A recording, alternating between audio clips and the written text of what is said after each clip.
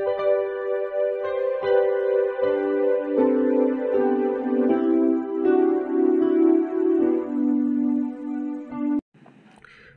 Students, প্রথমেই UK educational টিপসের পক্ষ থেকে তোমাদের সকলকে স্বাগত জানাই।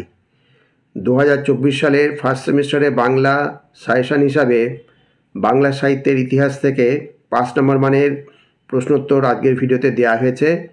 তোমরা দেখো এবং রেডি করে নাও। এখানে যে প্রশ্নোত্তর দেওয়া হয়েছে তা ভেরি ইম্পর্টেন্ট তোমাদের আগামী পরীক্ষার জন্য। সুতরাং তোমরা অতি অবশ্যই এদের তৈরি করে নিও, তোমাদের কাজে লাগবে। প্রথম প্রশ্ন হচ্ছে, চর্যাপদের সাহিত্য মূল্য বা কাব্যমূল্য আলোচনা করো। তা আমরা উত্তর দেখি। বাংলা ভাষা ও সাহিত্যের আদি নিদর্শন বৌদ্ধ সিদ্ধাচার্যদের রচিত চর্যাপদ। বৌদ্ধ সিদ্ধাচার্যরা কাব্য রচনার জন্য চর্যাপদ রচনা করেননি, তাদের সাধনপথের তাত্ত্বিক আদর্শকে প্রকাশ করতেই পদগুলি রচনা করেছেন। তবে চর্যার গানগুলিতে লৌকিক জগতের যে চিত্রময় বর্ণনা আছে তা আমাদের মুগ্ধ ও অভিভূত করে। এবার রসাবেদন। অধ্যাপক জাহ্নবী চক্রবর্তীর মতে কাব্যের কাব্যত্ব নির্ভর করে সৌন্দর্য ব্যঞ্জনায় ও রসের উত্তরণে। গানগুলির মধ্যে আধ্যাত্মিকতার প্রকাশ থাকলেও বহিরঙ্গের রসাবেদন ও সৌন্দর্য ব্যঞ্জনার দিক বিচার করে বলা যায় চর্যাপদের সাহিত্যমূল্য অনস্বীকার্য। ছন্দ ও অলঙ্কারের ব্যবহার। চর্যার গানগুলিতে শান্তরস, করুণ রস, হাস্য ও শৃঙ্গার রসের পরিচয় মেলে।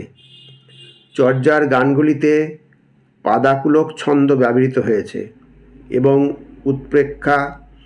উৎপ্রেক্ষা, উপমা, রূপক, অতিশয়োক্তি, অলঙ্কারও ব্যবহৃত হয়েছে।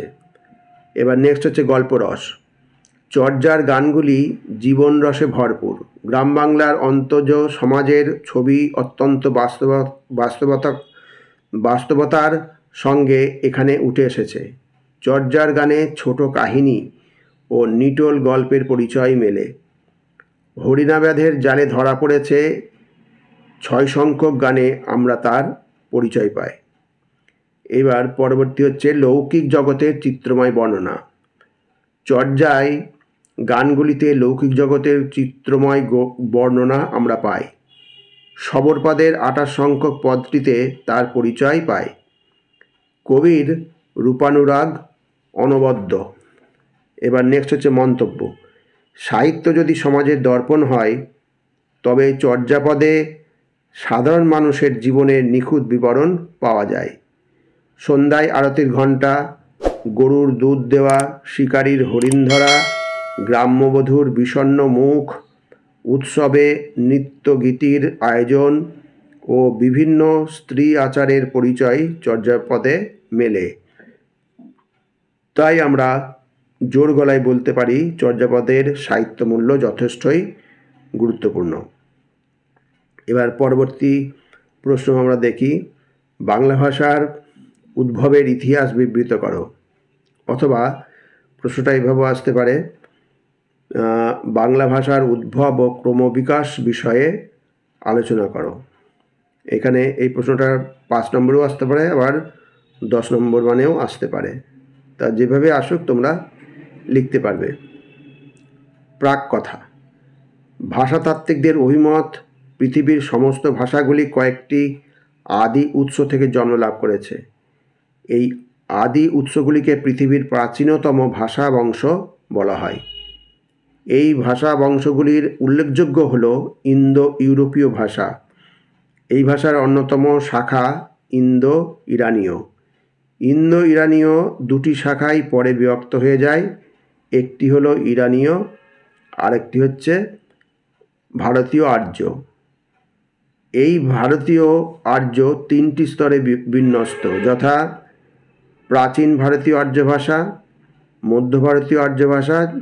প্রাচীন ভারতীয় আর্য ভাষা 1500 খ্রিস্টপূর্ব থেকে 600 খ্রিস্টপূর্ব কালসীমা, আর মধ্য ভারতীয় আর্য ভাষার কালসীমা হচ্ছে 600 খ্রিস্টপূর্ব থেকে 900 খ্রিস্টপূর্ব। আর নব্য ভারতীয় আর্য ভাষার কালসীমা হচ্ছে 900 খ্রিস্টপূর্ব থেকে বর্তমান কাল পর্যন্ত। এই নব্য ভারতীয় আর্যের অন্তর্ভুক্ত হল বাংলা, ওড়িয়া, হিন্দি, ভোজপুরি, মারাঠি, পাঞ্জাবি ইত্যাদি। এবার দেখি বাংলা ভাষার উদ্ভবের ইতিহাস। বিশিষ্ট ভাষাতাত্ত্বিক পরেশচন্দ্র মজুমদার বাংলা ভাষা পরিক্রমা গ্রন্থের প্রথম খণ্ডে লিখেছেন, সম্প্রতি হয়তো বাংলা ভাষা 1000 বছরে পা দিয়েছে, কিন্তু বংশকৌলিন্য তা পৃথিবীর এক মহান ভাষা পরিবারে উত্তরাধিকার অর্জন করেছে। এই মূল আর্য ভাষাই বাংলা ভাষার আদি উৎস। তবে এই উৎস থেকে বিবর্তনের পরবর্তী ধাপেই বাংলা ভাষা জন্ম নেয়নি। ভাষার স্বাভাবিক ক্রমবিকাশের ধারায় পরবর্তীতে অনেকগুলি স্তর পার হয়ে বাংলা ভাষার জন্ম হয়েছে। আনুমানিক 2500 খ্রিস্টপূর্বের কাছাকাছি সময়ে ইন্দো ইউরোপীয় ভাষাগোষ্ঠী তাদের আদি বাসস্থান দক্ষিণ রাশিয়ার উরাল পর্বতের প্রান্তদেশ থেকে বিভিন্ন স্থানে ছড়িয়ে পড়ে। এই বিস্তারের ফলে তাদের ভাষায় একাধিক ভাষাবংশ জন্ম নেয়। তার মধ্যে অন্যতম ছিল ইন্দো ইরানীয়। এই ভাষাগোষ্ঠীর দুটি উপশাখার একটি হলো ভারতীয় আর্য। এটি 3টি ভাগে বিভক্ত। প্রাচীন ভারতীয় আর্যের সময়কাল হচ্ছে আনুমানিক 1500 থেকে 600 খ্রিস্টপূর্ব। এর পরবর্তী পর্যায়ে জন্ম হয় মধ্য ভারতীয় আর্যের। এই যুগের ভাষার নাম পালি প্রাকৃতি অপভ্রংশ। প্রাকৃতের মধ্যে অন্যতম ছিল মাগধী প্রাকৃত। এই মাগধী প্রাকৃতের পরে জন্ম হয় মাগধী অপভ্রংশ এবং অপভ্রংশের শেষ স্তরে এলো অবহট্ঠ। এখান থেকেই জন্ম হয় বাংলা ভাষার। আনুমানিক 9ম শতাব্দীতে যে বাংলা ভাষার জন্ম 1200 বছরেরও বেশি বয়সে, তা আজ যথেষ্ট শক্তিশালী। প্রথম অবস্থা থেকে আজ পর্যন্ত অনেক বিবর্তন ঘটে গিয়েছে। ধ্বনিতাত্ত্বিক ও রূপতাত্ত্বিক পার্থক্য ঘটে গেছে বিস্তর। শব্দভাণ্ডারও সমৃদ্ধ হয়েছে যথেষ্ট। সেই ধ্বনিতাত্ত্বিক ও রূপতাত্ত্বিক পার্থক্যের উপর ভিত্তি করে বাংলা ভাষার বিবর্তনকে 3টি স্তরে ভাগ করা যায়: প্রাচীন বাংলা, মধ্য বাংলা এবং নব্য বা আধুনিক বাংলা। তা প্রথম হচ্ছে প্রাচীন বাংলা। এর কালসীমা হচ্ছে 900 থেকে 1350 খ্রিস্টাব্দ, নিদর্শন চর্যাগীতি। 2 নম্বর হচ্ছে মধ্য বাংলা, 1351 থেকে 1761 খ্রিস্টাব্দ। এর কালসীমা হলো মধ্য বাংলার আবার 2টি ভাগ। এক হচ্ছে আদি মধ্য বাংলা। আদি মধ্য বাংলার কালসীমা হচ্ছে 1351 থেকে 1500 খ্রিস্টাব্দ। আর নিদর্শন হচ্ছে বড়ু চণ্ডীদাসের শ্রীকৃষ্ণ কীর্তন কাব্য। আর অন্তমধ্য বাংলা, এর কালসীমা 1501 থেকে 1760 খ্রিস্টাব্দ। নিদর্শন বলরাম দাসের পদাবলী, চৈতন্য ভাগবত, ভারতচন্দ্রের অন্নদামঙ্গল প্রভৃতি। আর 3 নম্বর হচ্ছে আধুনিক বা নব্য বাংলা। কালসীমা হচ্ছে 1761 থেকে আজ পর্যন্ত। আর নিদর্শন মধুসূদন, রবীন্দ্রনাথ, শরৎচন্দ্র, সুনীল গঙ্গোপাধ্যায়, মানিক বন্দ্যোপাধ্যায়, উৎপল দত্ত, সৌম্যমিত্র প্রমুখের রচনা। এখনও নব্য বা আধুনিক বাংলার বিবর্তন অব্যাহত রয়েছে। ধ্বনিতাত্ত্বিক ও রূপতাত্ত্বিক পরিবর্তন ঘটে চলেছে, যার ফলে বিভিন্ন অঞ্চলে 5টি উপভাষার জন্ম হয়েছে।